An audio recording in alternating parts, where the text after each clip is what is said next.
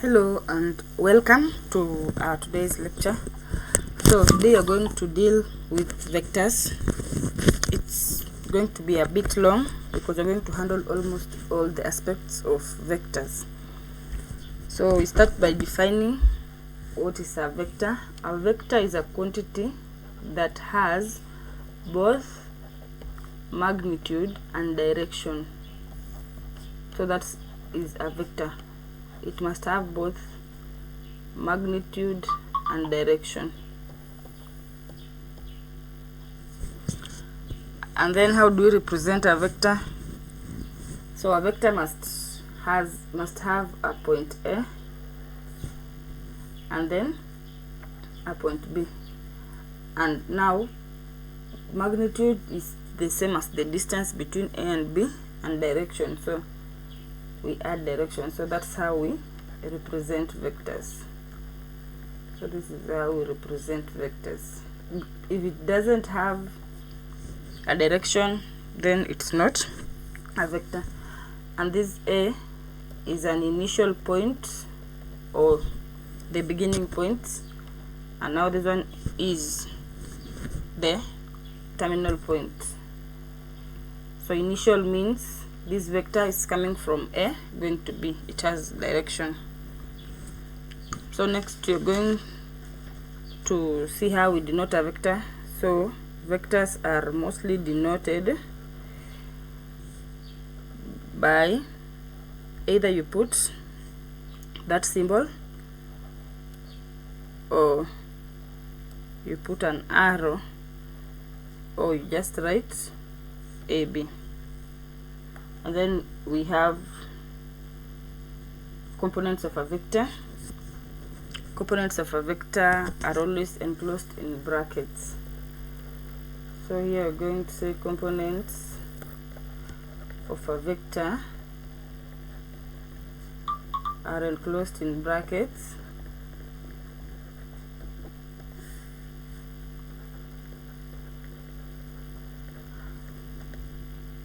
And not just in the brackets. So for instance, if we have 2 and 3 are components, if 2 and 3 are components, so here we are supposed to add if 2 and 3 are components, then we are going to write it as, so we have 2, 3, and this is a 2D vector or two-dimensional vector. So often we write r squared. And if we have 2, 3, 4, then this one is a three-dimensional vector, and mostly it's written as r power 3. So meaning if it has n, it's going to be r power n. So those are some of the things you need to know about a vector. So next we want to find the magnitude. We're starting with basic business as we go higher. So magnitude of a vector. So mostly magnitude is denoted by, we put a vector, then you put the 2 lines, or other books will denote it as AB. And you see this magnitude is the length of a vector. So for example, if we have a vector, we are saying, this is an example, let vector v be equals to, so this vector v has components a1, a2, a3. So if you want to get the magnitude of v, we're going to square everything, get the sum, and then get the square root.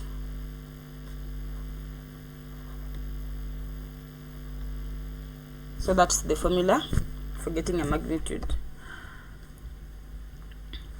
assuming we have v, so this is our example 1. V is equals to 3, -5 and 10.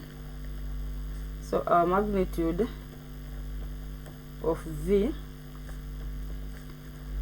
will be the square root of 3 squared plus -5 squared plus 10 squared.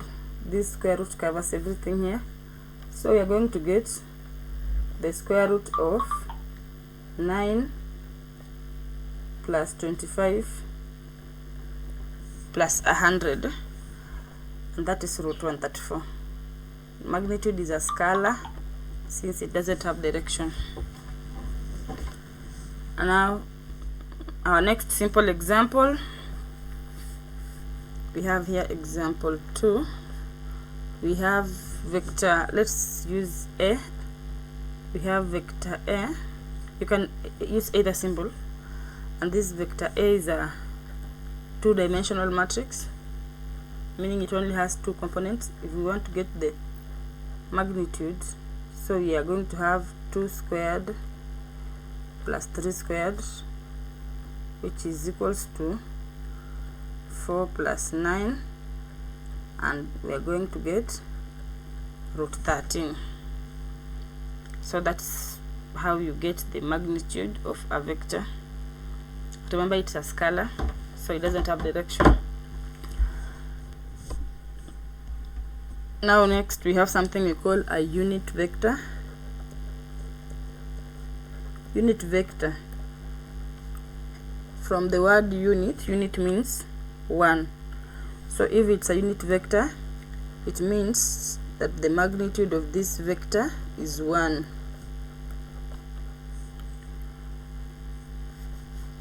Or we can say, for instance, if magnitude of v is 1, then v is a unit vector. For example, we have a vector I, which is usually 1, 0. This has magnitude 1. We have j, usually has 0, 1 in 2 dimensions. This has 1. If it's in 3 dimensions, we're going to get I is 1, 0, 0. You will find j is 0, 1, 0. Those are unit vectors because they have magnitude 1. And now when you're writing vectors, you must indicate that it's a vector. So we have 0, 0, 1. So those are examples of unit vectors. But those are the standard unit vectors. But you can get a vector that is not this standard unit vector. You can make it to be a unit vector. So you can make it a unit vector by taking, so we're going to say you can make a to be a unit vector by dividing by its length. So we can write, you can make a vector to be a unit vector. This is unit to be a unit vector by dividing by its length. When you divide by its length, so for instance, you're going to write it, so you're going to get a hat is equals to vector a divided by the magnitude of a, meaning any vector can be made to be a magnitude. So meaning if we can cross multiply, you will get a is equals to the unit vector by the magnitude. So we are going straight to the examples. So remember that we are going through the whole topic to enable you grasp the concepts maybe you missed in class. Example, we can be told find a unit vector. Find a unit vector. This is our question. Find a unit vector in the same direction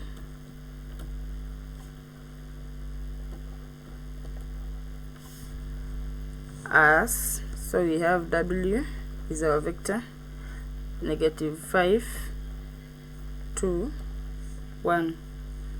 So our question is find a unit vector in the same direction as. So our formula is here. We are finding w hat. So w hat is equals to w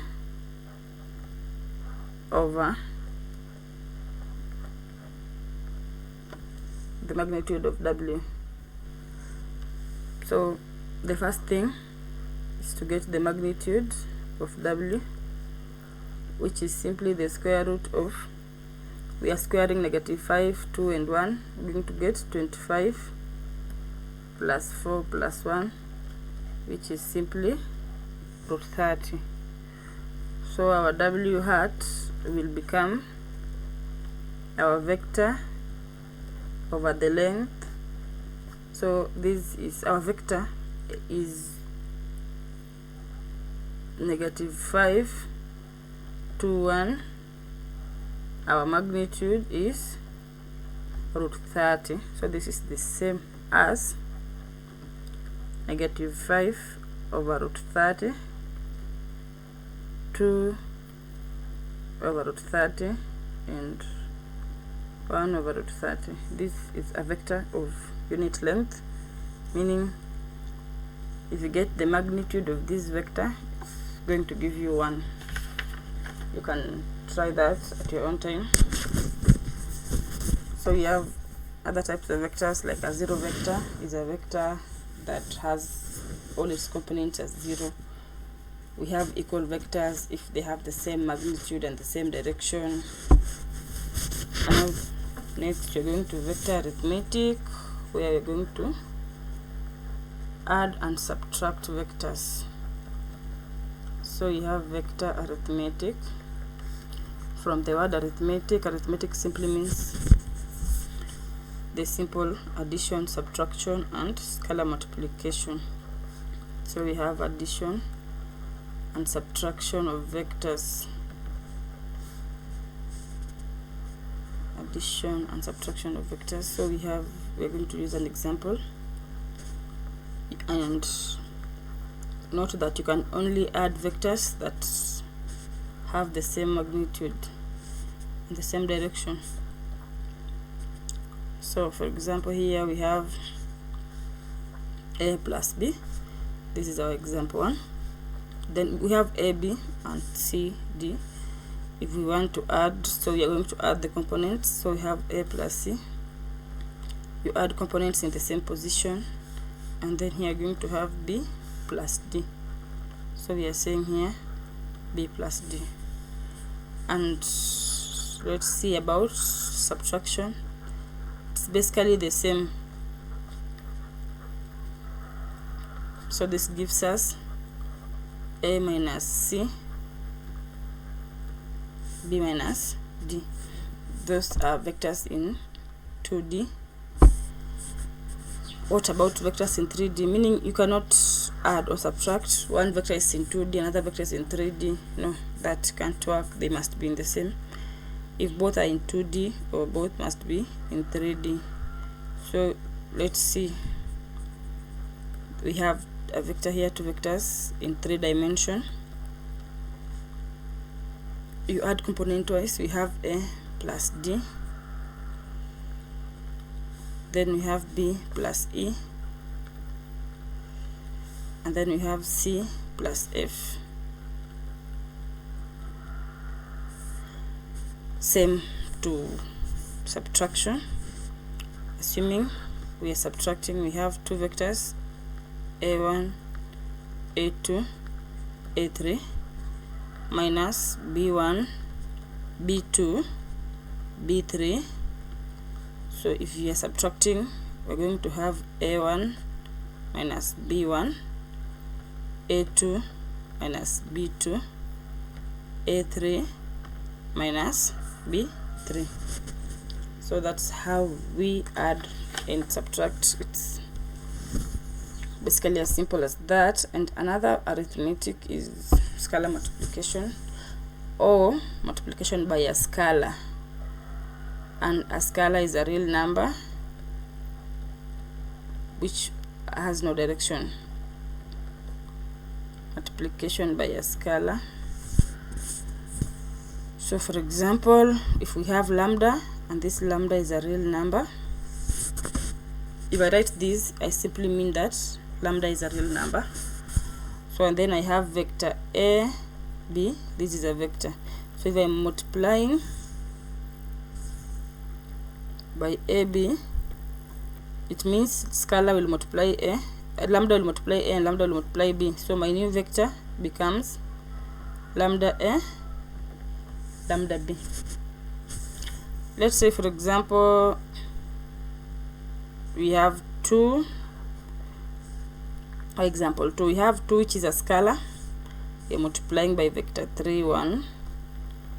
That will become 2 times 3, 2 times 1, which is simply 6, 2.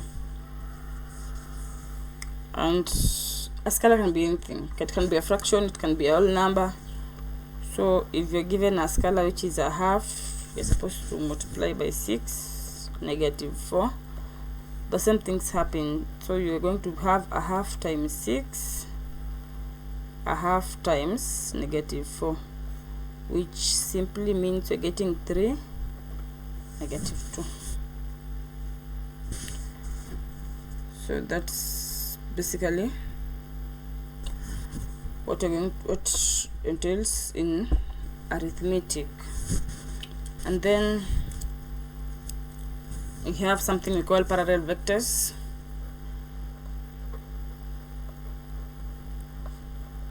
And you know, two vectors are parallel, it means they won't meet even if you go forever. So how will you know that two vectors are parallel? So we are saying, let's say we have two vectors a and b, so they are parallel if a can be written as a scalar multiple of b.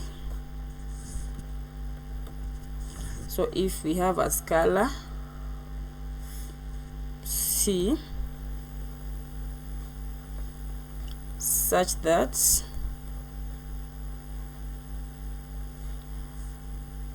a is equals to c times b. Remember that c, we're not writing any vector form here because this c is a scalar. So this simply means that you can write a in terms of b. So for example, we are given two vectors. So you're told to determine if the vectors are parallel. Determine if the sets of vectors are parallel or not. And it's a simple, because you just look at it. Let's take an example here. So we have 1 a, our vector a is equals to 2, -4, 1, and now we have our vector b is -6, 12, -3. So if you are to show that a is parallel to b, the first thing you need to see if there's a multiple or a scalar that we can multiply by a to get b, or we can multiply by b to get a. So how do you know that? We divide 6, -6 by 2 gives us -3. If you divide 12 by -4, you still get -3. If you divide -3 by 1, you get -3. Meaning that if we can say that b is equals to -3 a, or if we multiply b by negative a third, we can get A. So we say A and B are parallel. And then we have another example. Let's check if this is parallel. We are saying A is 4, 10.